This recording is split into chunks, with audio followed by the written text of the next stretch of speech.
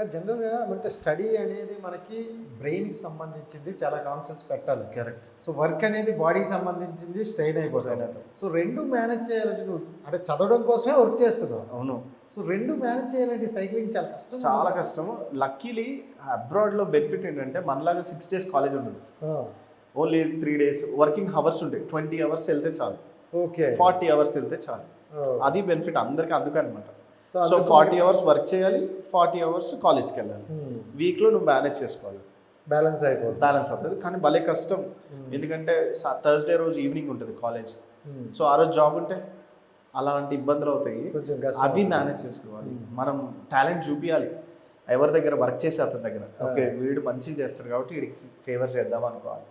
అలా నేను ప్రతి ఒక్కరి దగ్గర మంచి పేరు తెచ్చుకున్నాను. దేవదాలు అందరూ మంచిగా చేశారు. సూపర్. అండ్ వెంటనే అంటే జాబ్ వచ్చింది కదా ఎమ్మటే. I work for Google. నేను గూగుల్కి వర్క్ చేశాను. సింక్రోనీ ఫైనాన్షియల్ ఇక్కడ ఉంది, సింక్రోనీ అనే ఐడియా ఉంది కదా, ఇక్కడే బిగ్గెస్ట్ కంపెనీ యాక్చువల్గా, దానికి వర్క్ చేశాను. మనకి జనరల్గా గూగుల్ అంటేనే తెలిసిపోద్ది, దానికన్నా పెద్దదని చెప్పాలి. సో అన్ని వర్క్ చేశాను నేను, మంచి మంచి కంపెనీస్లో వర్క్ చేశాను. సూపర్. సో ఫస్ట్ జాబ్ కొట్టేసారు. సూపర్. సో అంటే మన చేతికి జాబ్ వచ్చినప్పుడు ఆ ఆనందం వేరు. పడ్డామరా స్ట్రగుల్, ఇక్కడి నుండి మన లైఫ్ వేరు, ఇంకా కొడతాం అనిపిస్తుంది అన్నమాట. సో ఏంటి మీ గోల్? అంటే అక్కడ నుంచి స్టార్ట్ అయింది బండి. సో ఏమనుకున్నారు ఆ రేంజ్? యాక్చువల్గా నేను అక్కడ ఒక రెడ్ క్రాస్ మిషనరీతో పనిచేశాను. అతను చెప్పాడు, అంటే నా మైండ్ ఎప్పుడు ట్రిగరింగ్ అవుతూ ఉండేది, బుక్స్ బాగా చదివేవాడిని. అతను అన్నాడు, కుసుమ్ అందరూ జాబ్స్ చేస్తారా, బేదోళ్ళకి నీకు హెల్ప్ చేసినట్టు నువ్వు హెల్ప్ చేయొచ్చు కదా అన్నాడు. అరే అదే ఆలోచించాను. నా దగ్గర ఒక 15 లక్షలు ఉండే మిగిలించుకున్న డబ్బు. 15 lakhs ఉండే. ఓకే. ఇండియా వచ్చి నా ఫ్రెండ్స్ అందరికి చెప్పాను. నా ఫ్రెండ్స్ అందరు మల్లారెడ్డి కాలేజ్లో చదువుతున్నారు అప్పుడు, అది జూనియర్స్. ఓకే. అందరికి చెప్పాను, అరే కేరింగ్ హార్ట్స్ ఫౌండేషన్ అని ఒక ఫౌండేషన్ పెడదాంరా. ఓకే అందరూ ఓకే అనేవాళ్ళు, ఎందుకంటే ఐ వాజ్ సో బ్రిలియంట్ అనమాట. 15 మంది అనాథ పిల్లల్ని దత్తత తీసుకున్నాను. 15 members అంటే జరిగిపోయింది, అదంతా 1 yearలో జరిగిపోయింది. స్పాట్లో ఆ డబ్బంతా పెట్టేశాను. మా మమ్మీ డాడీకి చెప్పాను, నాన్న నా పైన రూమ్ ఉంది కదా, అది అనాథ ఆశ్రమానికి ఇచ్చేయండి అన్న. నీ ఇష్టం నాన్న, నువ్వేం చెప్తే అది ఇంట్లోనే పెట్టు. ఓకే. అప్పుడు V6 వాళ్ళు, TV9 వాళ్ళు ఇంటర్వ్యూలు తీసుకుంటారు. ఓకే. 10 years back. ఓకే. అప్పుడు ఇప్పుడు కూడా అలా కాలేజ్, మల్లారెడ్డి గారు అప్పుడు ఎంపీ కూడా కాదు, మా ఇంటికి రెగ్యులర్గా వచ్చేవాడు. ఆ వీడియో కూడా ఉంది. సో అప్పుడు పూలు పాలు అమ్ముతారేమో. అప్పుడు యాక్చువల్ సూరారంలో ఆయన అక్కడే ఉండేవాడు.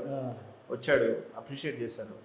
చేసి ఆ 15 members మేము ఇప్పుడు బీటెక్స్ అందరూ ఇప్పుడు అందరు సెటిల్ అయిపోయారు, అనాథ పిల్లలు.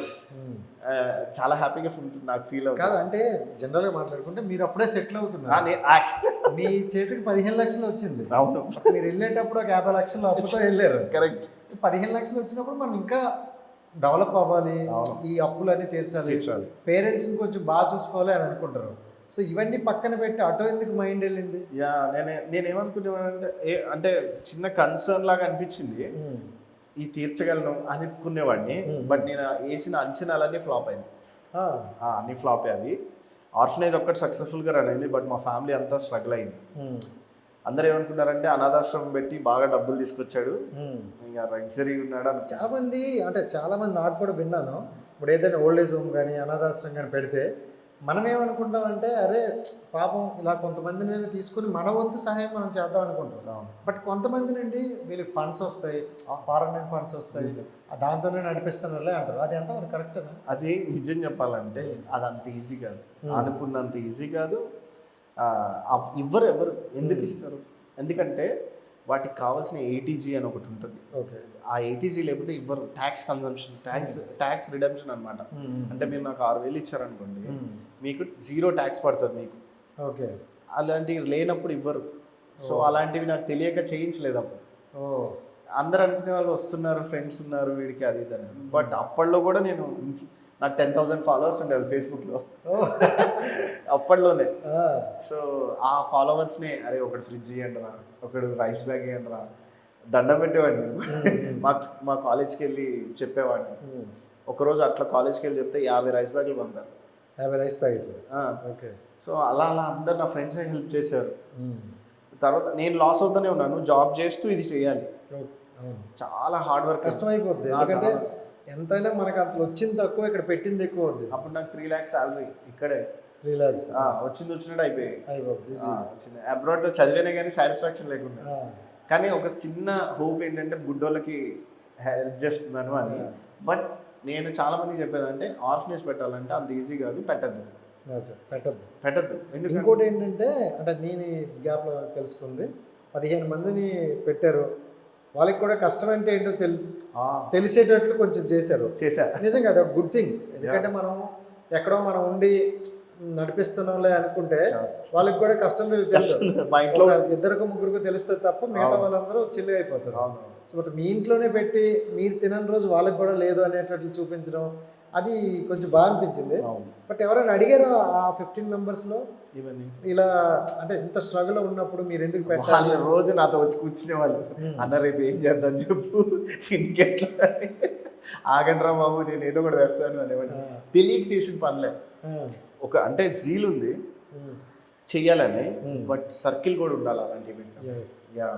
అంటే చాలా మందికి చెయ్యాలని ఉన్న వాళ్ళకి ఇప్పుడు నిజంగా ఇప్పుడు మన వీడియో ద్వారా చెప్పాల్సింది ఏంటంటే చెయ్యాలని ప్రతి ఒక్కరికి ఉంటుంది, కానీ సర్కిల్ కూడా దాంతో పాటు ఇంపార్టెంట్ ఉండాలి. అండ్ వాళ్ళ ఒక్క మనిషిని పోషించడమే కష్టం, చెయ్యొద్దా ఎప్పుడు. అవి చెయ్యాలి అంటే మీ దగ్గర చాలా డబ్బు ఉండాలి, అప్పుడే మీకు ఆలోచన రావాలి. నేనంటే దేవుడు సహాయం చేశాడు, ఎలా ఒకలా బయటపడ్డాను, ఇంకా ఇరుక్కున్నాను కాబట్టి. కానీ ఒక చిన్న సాటిస్ఫాక్షన్, నేనే ఎగ్జాంపుల్ మీ అందరికీ. సో ఆర్ఫనేజ్ కానీ ఇంకేదైనా చెయ్యాలంటే ఈ ఇంటర్వ్యూలో చాలా తెలుసు వాళ్ళకి ఈరోజు. అండ్ ఇంకోటి ఏంటంటే గతంలో ఉమ్మడి ఫ్యామిలీలు ఉండేవి, అవును, అవి ఇప్పుడు గ్రేట్ అనిపిస్తుంది. నిజం. ఎందుకంటే 20-30 మంది ఉండేవాళ్ళు, సంపాదించే వ్యక్తి ఒక్కడే. కాకపోతే కొంచెం అప్పుడున్న తక్కువ బడ్జెట్లలో బాగానే అయిపోయింది. నిజం. సూపర్. అండ్ ఇంకోటి ఏంటంటే అంటే ఇంతమందిని మీరు చదివించి మంచి జాబ్స్ సెటిల్ చేసినా కొంతమంది మీ టచ్లో లేరని కూడా విన్నాను. లేదు. అలా ఎలా అంటే అలా మర్చిపోతారా? ఆబ్వియస్లీ మర్చిపోతారు. యాక్చువల్లీ వాళ్ళు అబద్ధాలు చెప్పేవాళ్ళు, నాకు ఎవరు లేరని చెప్పేవాళ్ళు ఫస్ట్. తర్వాత ఎవరో దూరం బంధువు వచ్చేవాడు, అదంతా వాళ్ళ స్కెచ్లో భాగమని నాకు తర్వాత తెలిసేది. అంటే వాళ్ళకి నన్ను వాడుకున్నారు అని తెలిసేది. తర్వాత ఇంక వెళ్ళిపోయేవాళ్ళు, నేను పట్టించుకునేవాడిని కాదు. ఎందుకంటే అంత చీటింగ్ చేశాక ఇంకా నేనేం చేసేది. సో వాళ్ళకి బంధువులు ఉంటారు, వాళ్ళు ఎదగడం కోసం ఆ టైం స్పాన్ నా దగ్గర పెట్టారు, ఏం లేరని చెప్పి. సో నాకు బాధ అనిపించేది. ఎందుకంటే కానీ బుడ్డి పిల్లలు తప్పు కాదు, వాడి తప్పు అది. ఎవరైతే ఉన్నారో వాళ్ళ తప్పు కాబట్టి నేను వీళ్ళని ఏం అనేవాడిని కాదు. ఈ 5-10 సంవత్సరాల తర్వాత మళ్ళీ వచ్చేవాళ్ళ 100% కదా. ఇప్పుడు సాయి కిరణ్ అనేసి మల్లారెడ్డి కాలేజ్లోనే బీటెక్ ఫైనల్ ఇయర్ చేస్తున్నారు. సో వాళ్ళందరూ చదువుకుంటున్నారు, జాబ్స్ ఎక్కేసారు కొంతమంది. వాళ్ళు నన్ను, నేను యూట్యూబ్ కదా చూస్తూనే ఉంటారు రోజు. సో జనరల్గా మనం ఇలాంటి హెల్ప్ చేసినప్పుడు మన థాట్ ఏంటంటే వీళ్ళకి లైఫ్ లేదు, ఒక లైఫ్ ఇస్తే వీళ్ళ నలుగురికి లైఫ్ ఇస్తారు కదా, అవును అనే థాట్తోనే దిగుతాం. బట్ మిడిల్ స్టేజ్లో ఇలా వదిలేసి వెళ్ళిపోయి వాళ్ళ లైఫ్ వాళ్ళు చూసుకుంటున్నప్పుడు మనం నెక్స్ట్ ఎవరికి హెల్ప్ చేయాలని థాట్ కూడా రాదు కదా. రాదు, చాలాసార్లు అనిపిస్తుంది. బట్ నా నేచర్ ఏంటంటే ఇప్పుడు మొన్న కూడా 10 మంది ఆడపిల్లల్ని అడాప్ట్ చేసుకున్నాం మళ్ళీ ఫైనల్గా. 10 మంది ఎగ్జాక్ట్. ఈసారి ఇంకా ఎవరిని తీసుకోవద్దు అని చెప్పేసి శాంత బాపట్లే మేడం అని ఒక ఆమెతో టైఅప్ అయ్యి ఓన్లీ గర్ల్స్ని తీసుకున్నాం. సో వాళ్ళు కూడా అంతే ఉన్నారు. సో నాకు అర్థమైంది ఏంటంటే పాపం వాళ్ళు మనమంటే పేరెంట్స్తో పెరుగుతుంటాము, వాల్యూస్ తెలుస్తుంటాయి. వాళ్ళు చిన్నప్పటి నుంచి రోడ్ల మీద ఎక్కడో తిరుగుతూ వాళ్ళు చూసిన ఎక్స్పీరియన్సెస్ వల్ల వాళ్ళ మైండ్ ఒకటి లాక్ అయి ఉంటుంది. ఈడు కూడా నన్ను వాడుకొని ఏదో చేస్తాడులే, అంటే ఈడు నా మీద డబ్బు సంపాదిస్తాడులే అని వాళ్ళకు కూడా తెలిసిపోయింది. మనం చేసుకుపోయినా వాళ్ళు అలా ఫీల్ అవుతున్నారు. ఎందుకంటే ఫిక్స్ అయిపోయింది. ప్రీవియస్ ఆర్గనైజేషన్స్లో అలా ఉండుంటారు, లేదా యూట్యూబ్ ఉంది, యూట్యూబ్లో చూస్తారు, ఇలా ఉంటారు. సో డిమాండ్స్ ఎక్కువ ఉన్నాయి ఇప్పుడు ఆర్ఫన్ పిల్లలకు కూడా అలా ఉన్నారు. సో వాళ్ళ మైండ్ సెట్లో అది ఫిక్స్ అయిపోయి ఉంటారండి. ఓకే. అండ్ ఆస్ట్రేలియా చూసేశారు, ఇండియా చూసేశారు, ఇక్కడ స్ట్రగుల్ అక్కడ స్ట్రగుల్ రెండు కవర్ చేశారు. సో ఇండియాకి ఆస్ట్రేలియాకి అంటే తేడా ఏంటి? అంటే చాలామంది ఫారెన్ వెళ్ళాలి, సంపాదించాలంటే డబ్బు సంపాదించాలంటే ఫారెన్ వెళ్ళాలి అని ఫిక్స్ అయిపోయి ఉంటారు. సో అలాంటి వాళ్ళకి ఏం చెప్తారు మీరు? అబ్రాడ్ ఆస్ట్రేలియా కానీ అమెరికా కానీ ఈ కంట్రీస్ తిరిగితే మీకు స్టాండర్డ్ ఆఫ్ లైఫ్ తెలుస్తుంది. అంటే నీకు నచ్చిన పని నువ్వు చేసుకోవచ్చు అక్కడ. కానీ ఇండియాలో నీకు నచ్చిన పని నువ్వు చెయ్యాలి అంటే మాత్రం అది ఏదో పెద్ద యుద్ధం చేసినట్టే ఒకటి. అండ్ చదువు కూడా అక్కడ డిఫరెంట్ ప్రాక్టికాలిటీ ఉంటుంది, ఇక్కడ ఉండదు. ఇక్కడ ఎప్పటికీ ఉండదు. ఎందుకంటే అక్కడ ఎడ్యుకేషన్ ఇప్పుడు వస్తున్నాయి, పెద్ద పెద్ద కాలేజెస్ స్కూల్స్లో ఉన్నాయి. అక్కడ బుక్స్ తక్కువ, ఇక్కడ బుక్సే ఎక్కువ. అండ్ ఎడ్యుకేషన్ అంటే అక్కడ ఏమనుకుంటారంటే ఊరిక లోక జ్ఞానం తెలుసుకోండి అంటారు. మన వాళ్ళు గ్రేడ్స్ తోటి పోలుస్తారు, ఇక్కడ మార్కులు వేస్తారు. అవును. వాడికి ఇంట్రెస్ట్ ఉండకపోవచ్చు, ఉమ్. కానీ పాపం వాడు చదువుతాడు. ఆ. ఇండియాలో అది కదా, అందరం కలిసి ఒకటి మీద రుద్దుతాం. ఉమ్. అక్కడ అలా కాదు. సైన్స్ సిస్టమ్ అంటే సైన్స్లోనే వెళ్తాడు, ఉమ్. మ్యాథ్స్ సిస్టమ్ అనుకోండి మ్యాథ్స్లోనే వెళ్తాడు. అండ్ ఇంటర్నెట్ని బాగా వాడతాడు. మన వాళ్ళు ఇంటర్నెట్ని వాడరు, ఉమ్. మన వాళ్ళు టిక్ టాక్లు చేసుకుంటారు. అదే ప్రాబ్లం. ఆ నెట్ దీనికి కొడతారు. అదే అందుకని నేను చిన్నప్పుడే నాకు ఇంటర్ అయిపోయినప్పుడే అబ్రాడ్ వెళ్ళింది. అందుకే నేను super. So that will gain knowledge. అదే నాలెడ్జ్ మీరు ఇప్పుడు యూట్యూబ్లో చూస్తారు, నా క్వాలిటీ ఆఫ్ వీడియోస్ కానీ అన్నీ. ఈ 10 yearsలో ఎడ్యుకేషన్ డెవలప్ అయిందని మీరు అనుకుంటారు? ఇక్కడ ఇండియాలో ఇంగ్లీష్ నేర్పించుకుంటున్నారు అంతే, ఇంకేం లేదు. అంతే అంతే. ఒకటి యాడ్ అయింది. ఇంగ్లీష్ బాగా చదవండి రా బాబు, ఇంగ్లీష్ వల్ల బెనిఫిట్ వస్తుంది. ఏ దేశాలైనా వెళ్ళొచ్చు. అదే మళ్ళీ అటే వెళ్ళాలి. ఈ మన మేజర్ ఆఫ్ ద ఈ రోజు రీసెర్చ్ వచ్చింది, టాప్ సెలబ్రిటీస్ అందరూ యుఎస్ సిటిజన్షిప్ కొనుక్కున్నారు. ఎందుకు కొనుక్కున్నారు? వై? ఎందుకంటే ఈవెన్ విరాట్ కోహ్లీ గారు కూడా వెళ్ళిపోతున్నారు. You can check the news. ఎందుకని? Because the standard of life. Okay. ఇక్కడ ఆయన మనశ్శాంతికి బతకనీరు. ఆయన ఏదో చెట్లలో పని చేసుకుందా ఉందాం అనుకుంటారు, ఇక్కడ బతకనీరు ఆయన. అందరూ ఎగబడతారు, క్రౌడెడ్ ఎక్కువ ఇక్కడ. ఒక చిన్న యూట్యూబర్ నేనే రోడ్డు మీద నిలబడితే వచ్చి ఆయన అదన్నా ఇదన్నా అంటుంటారు, అలా ఎంత సంపాదిస్తామని అడుగుతారు. ఇంకా పెద్దవాళ్ళని అసలు వదులుతారు. సో ప్రైవసీ కన్సర్న్ కూడా ఉంటుంది. ఇప్పుడు మీరు అక్కడి నుండి ఇటు వచ్చేదానికి రీజన్ ఏంటి? లేదు, నేను ఒక్కడనే కొడుకుని ఇక్కడ హ్యాపీగా అమ్మానంతా ఉండి, నేను ఫస్ట్ నుంచి ఒకటే అనుకున్నాను, మంచి మీడియా హౌస్ పెట్టాలి, ఏదన్నా మంచి ఆర్ఫనేజ్ ఉండాలి, నాకంటే ఒక సింగిల్ లైఫ్ ఉండాలి అనుకున్నాను. I was leading it. ఎట్లయినా సాధిస్తున్నాను దాన్ని. ఇప్పుడు నేను ఫస్ట్ అడగాల్సింది, ఇప్పుడు ఇంకా అడగలేదు, నాన్నగారు ఎలా ఉన్నారు? నాన్న సూపర్.